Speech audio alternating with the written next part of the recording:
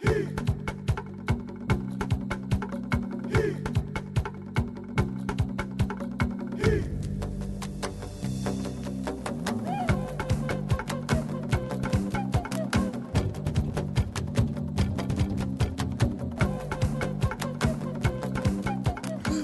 Tanya Nugent and we're chasing the music on the island of Espiritu Santo in Vanuatu today on Pacific Pulse.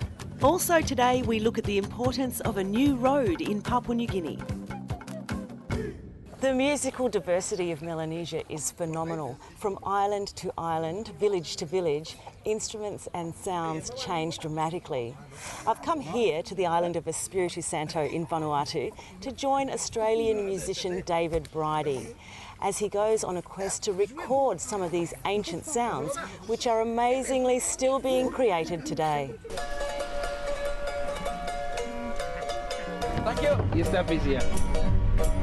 David Bridie has been captivated by Melanesia and its music since the 1980s, when he first collaborated with legendary Papua New Guinean musician George Telek.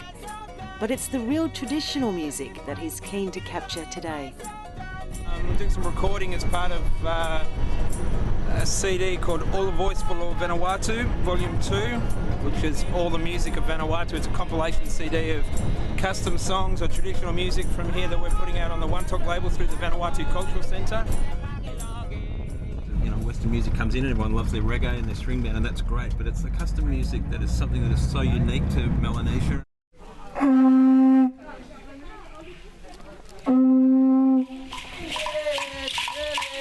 In a custom village not far out of the town of Luganville, David has come to record an unusual and rarely seen traditional form of music from the island of Banks, even further north and more isolated than here.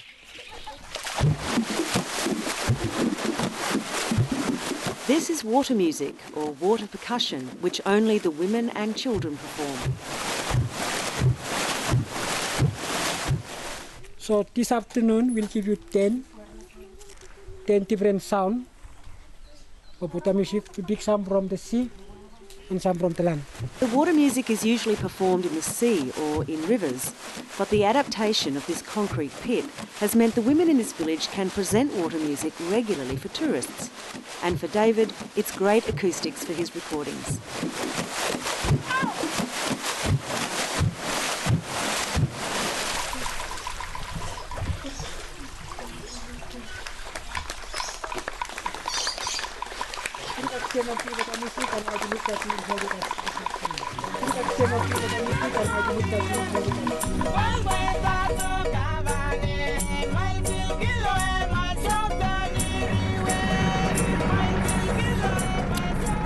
So we're in the bus in a beautiful part of Santo. We're heading off to Port Laurie to record some Santo pan pipe flute players.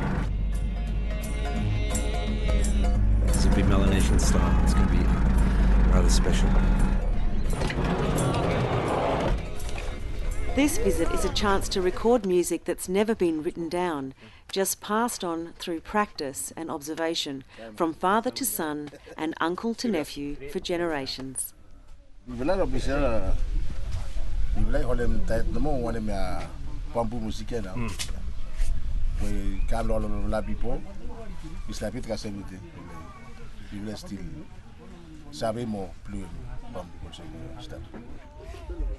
right, where you go?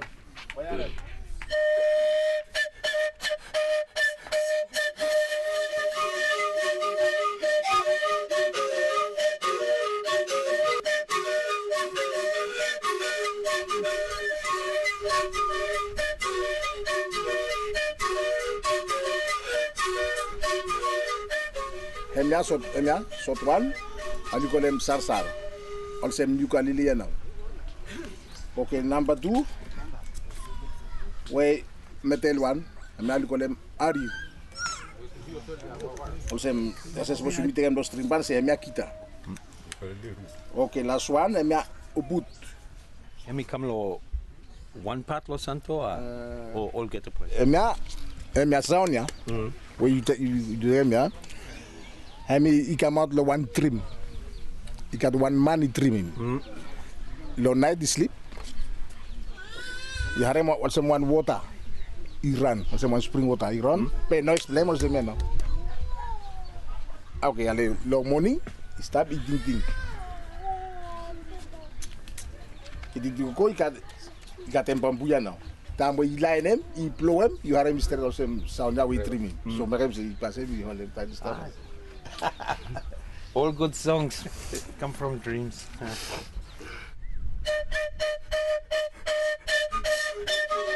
Yes, you could. Also, you really want them, yes. So, you will have no Casino Central, so you start talent. So, you like that law. Sabi Makamaya, you like the Cotem or Megan, you like that. You probably could use one day, but I'll be real start posting in parents. That was something I call them bamboo, but you use finish. So, you could, you will like cutting things, not telling back on them. You start generation to generation by step or some way.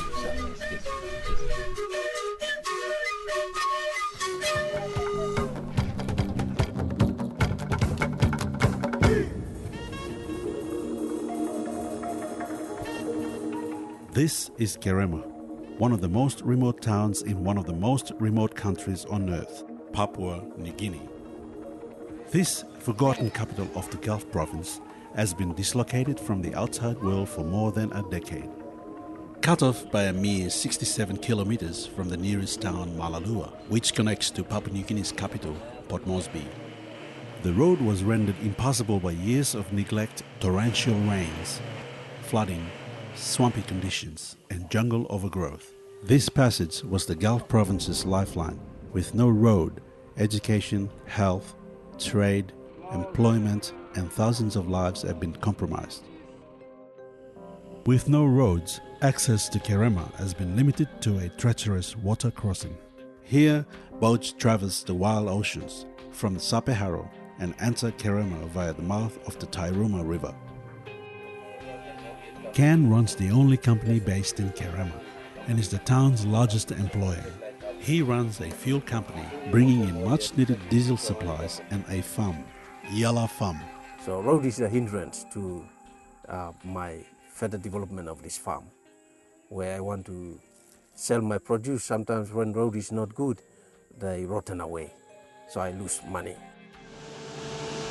Kerema's electricity is dependent on small dinghies laden with almost a ton of diesel, which negotiate the dangerous waters to reach Kerema.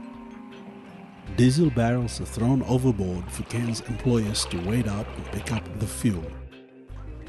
When diesel doesn't arrive, Kerema has no electricity. Its remoteness has rendered the Gulf one of the least developed provinces in the country. In sleepy Kerema, the busiest place in town is the hospital. Throughout the morning, villagers trek long distance into town to see the doctors. For Dr. John Kiap, the CEO of the Kerema Hospital, running the province's main hospital without road access is proving a major challenge. In this kind of a place, doctors in the past have not lasted long, simply because they think that they're cut off from other parts of Papua New Guinea. The World Bank and AusAid are supporting the government of Papua New Guinea to reconstruct parts of the road connecting Kerema with Port Moresby. What we do is we repair the bad areas and we reform the road. We provide more drainage facilities and raise the sections where the road is low, and we'll put a surface layer on top of it. The road will be finished in 2011. Where road construction has already been completed, it has transformed people's lives. Many see the completion of the road as central to fulfilling their dreams. I feel that once when the road linking is better between Kerema and Moresby, there will be so many changes out here. People will have better homes and the life that we're in now. And that's Pacific Pulse for today. Thanks for watching. Don't forget our website where you can always see that story again or send us a comment. We'd love to hear from you. And I'll see you next time. Bye for now.